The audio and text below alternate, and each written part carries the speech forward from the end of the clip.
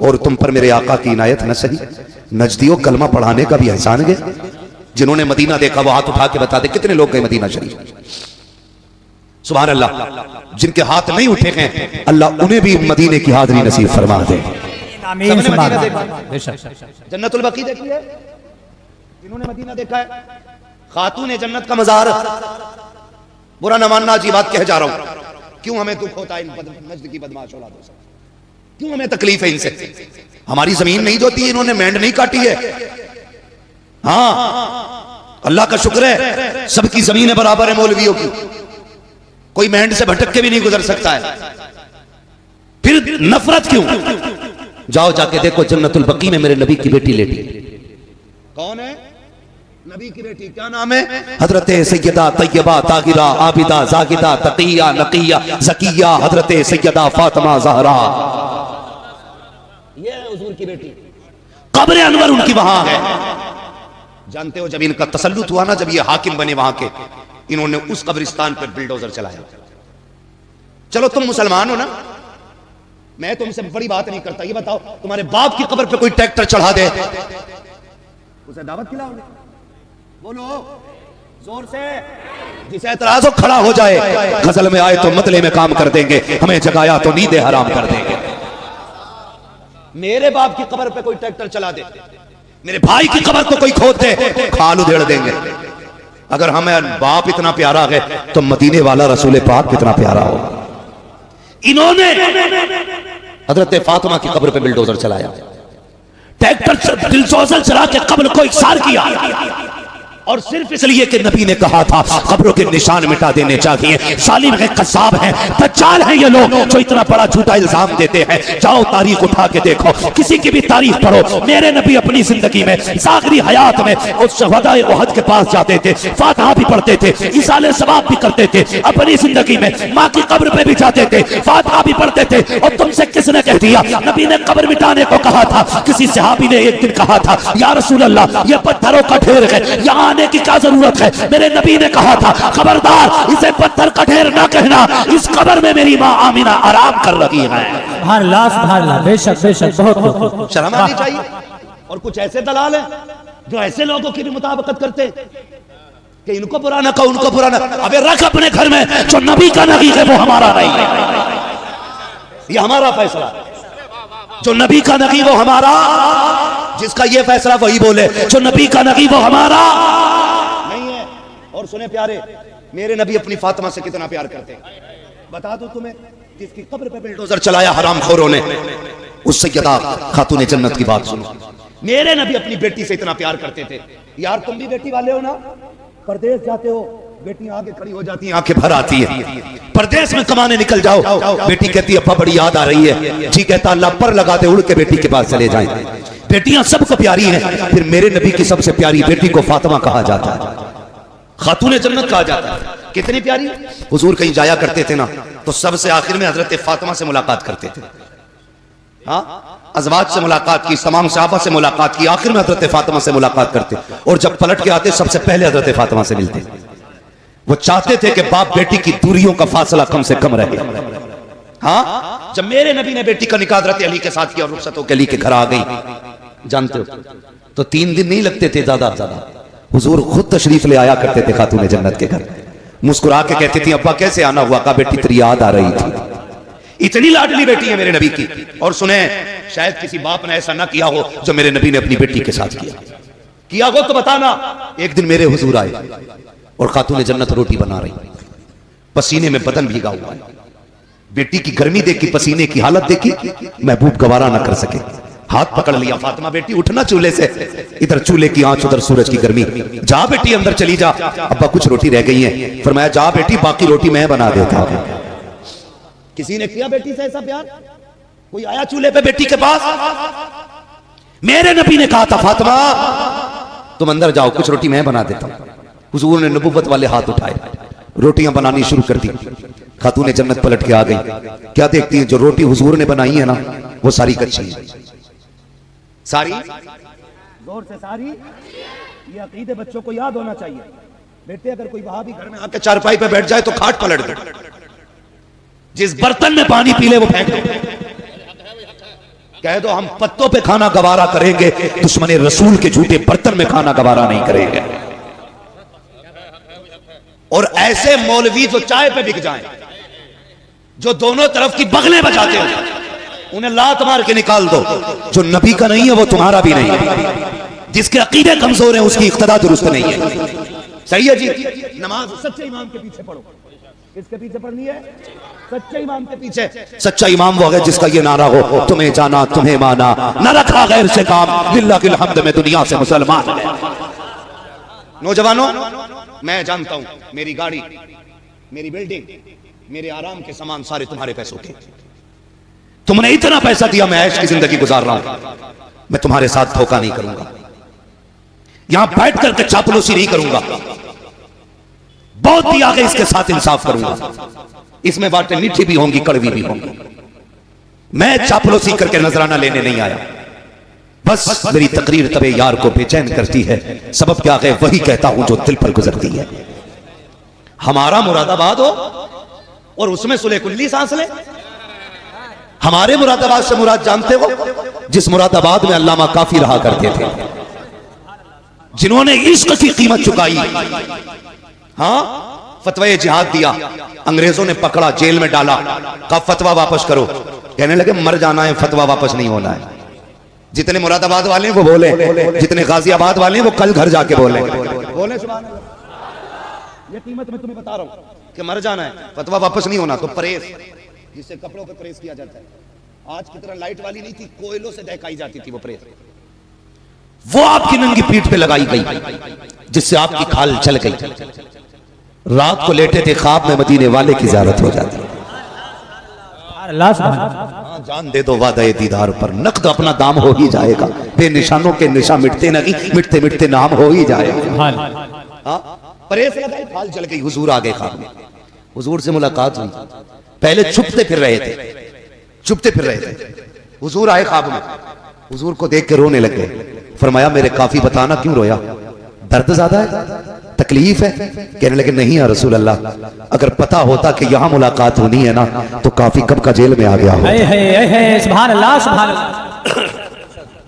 कहते हैं अगर पता होता हुजूर की जियारत यहाँ होनी है, काफी कब का जेल में आ गया होता। यार हम उस मुरादाबाद में रहते हैं, तो हम किसी गुस्ताख को जीने की इजाजत कब दे सकते हैं? लगाम दे अपनी जुबान को, दुश्मनों से कोई समझौता नहीं है। मैं बात में भी की बेटी की कर रहा था, हुजूर ने रोटियां बनाई, कच्ची निकली, खातून जन्नत आ गई। अब्बा जी बताओ ना, मैंने जितनी रोटियां बनाई है सारी पकी हुई निकली है, आपने जितनी रोटियां बनाई है ये कच्ची क्यों निकल रही है? तो मेरे नबी ने कहा था फातिमा, रब ने मुझे वो अस्मतें बख्शी है, जिस चीज को मैं हाथ लगा देता हूँ आग में ताकत नहीं है उसे जला सके, जिस शय को हाथ लगा दो आग में ताकत नहीं है उसे जला सके। और यार बता तो सकी, माज़अल्लाह सदबार लानत हो मुस्तफा के दुश्मनों पर जो ये कहते हैं नबी बेटी की शफाअत नहीं कर सकते। अगर आका आटे को हाथ लगाते आग नहीं जला सकती है, जिस फातिमा को सीने लगाते रहे हो उस फातिमा को जहन्नम की आग कैसे जला सकते? नारे तकबीर, नारे रिसालत, उलमाए अहले सुन्नत, मुफ्ती मोहम्मद मियां साहिब किबला,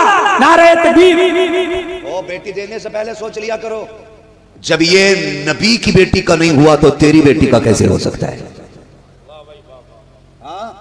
जब नबी की फातिमा का ये नहीं हुआ तो तेरी फातिमा का कैसे हो जाएगा? दिल दुखता है।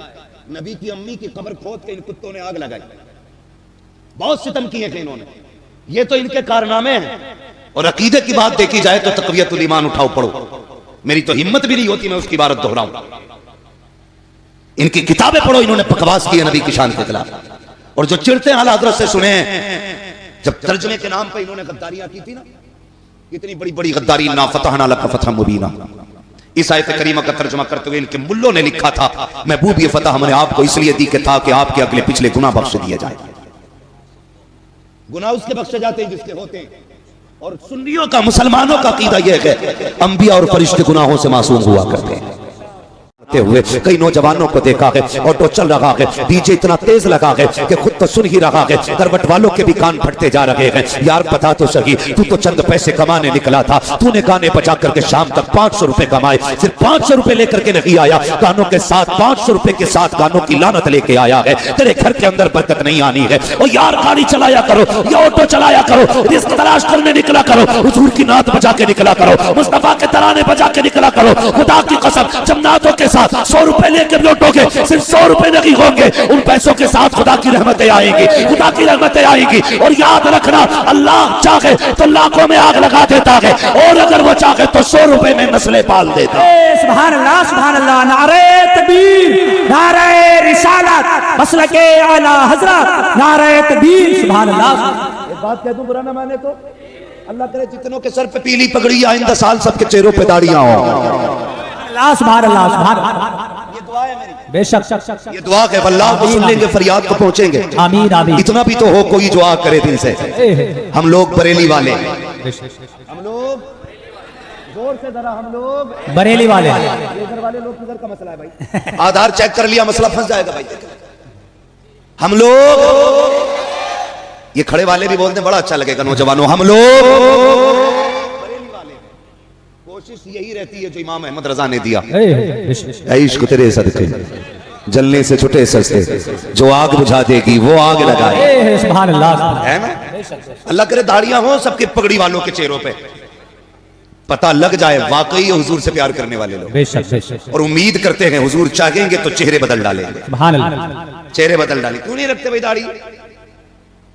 मस्जिद के इमाम से वही लड़ता है जो रोज मूंढता है ना। कई बार अगर दाढ़ी वाला लड़ रहा तो समझ लेना चोर की दाढ़ी में तिनका। दाढ़ी क्यों नहीं रखते?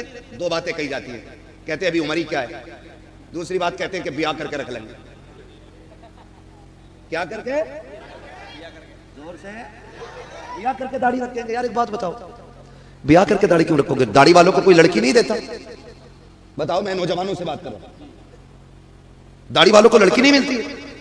कोई मौलवी देखा फौरा मर गया हो दाढ़ी हो? तुम क्यों नहीं रखते? एक मसला है, ये जितने दाढ़ियां नहीं रखते ना, ये चाहते ही नहीं हमारे घर में शरीफ औरत आए। साफ बात है, साबित करूंगा मैं बैठा हूं अरबा में मिंबर की दुआ। ये जितने दाढ़ी नहीं रखते, ये चाहते ही नहीं शरीफ औरत घर में आए। रिश्ता करते हो तो किसे देखने भेजते हो? अम्मा को। कुछ जो ज्यादा मन चले होते वो कहते भाभी तू देख के आई है। अम्मा से मन की बात नहीं कह सकता, तुझसे कह सकता हूं। ये बेगैरती का सबसे बड़ा जनाजा है जो देवर भाभी की गोद में बैठ के बात करता है। जबकि फरमाया गया कि देवर भाभी का इतना सख्त रिश्ता है, देवर को भाभी को देवर से ऐसे भागना चाहिए जैसे बंदा मौत से भागता है। बेशक बेशक। समझ रहे मेरी बात? लेकिन गोद में बैठ के कह रहा भाभी जा रही हो क्या? हाँ, आंख भी देख लियो, कैसी हो? हिरन जैसी हो। चला के देखियो कैसे लगे कि मोर जैसी हो। बाल भी चेक करना। सुन बेटे, रोना पड़ेगा सदियों अगर ना संभरे तो। ये बता के जा रहा हूं मैं, कह रहा बाल नागिन जैसे होने चाहिए। उल्लू के पट्टे सर्कस क्यों नहीं भेज देता? भेज दिया देखने के लिए। अम्मा गई, फैशन इतना चल रहा, अल्लाह माफ करे, एक बारिश पड़ जाए तो रिश्ते टूट जाते। पसीना औरत पूछ देना तो काला दुपट्टा सफेद हो जाता है। इतना मेकअप, इतना फैशन, कई रिश्ते बिगड़ गए ऐसे। हाँ चाचा, तुम्हारा दौर अच्छा था, डिवियों में देखी हुई लड़कियां अच्छी थी, वो अंधेरा की भला था कि कदम राह पे थे, रोशनी लाई है मंजिल से बहुत दूर हमें। हाँ, तो पहले डिवियों में लड़कियां पसंद आ जाती थी। आज चिराग में भी कुछ दिन पहले की बात है, रफड़ा हो गया निकाह के टाइम, फोन आया क्या करना है? मैंने क्या हुआ? बोला दिखाई और थी, बैठा और दी। मैंने कहा क्या? बोले दिखाई थी तो गोरी थी, अब निकाह में काली है। कैसे पता चला? कभी वो लेने गए थे इजाजत, तो लड़के की बहनें भी आई थी। हाँ सुने, सुधर जाओ सुधर, वरना पूरी जिंदगी रोना पड़ेगा। तो मेकअप हो रहा, मेकअप पूरी क्रीम लगा के लड़की को चेक किया जा रहा है। वो बैठ गई आके, उससे कह जरा एक वक्त की नमाज वजू करके पढ़ के दिखा। पढ़वाई? ये तो शादी वाले दिन भी 2 रकात नहीं पढ़ते जनाब, क्योंकि मेकअप धुल जाएगा।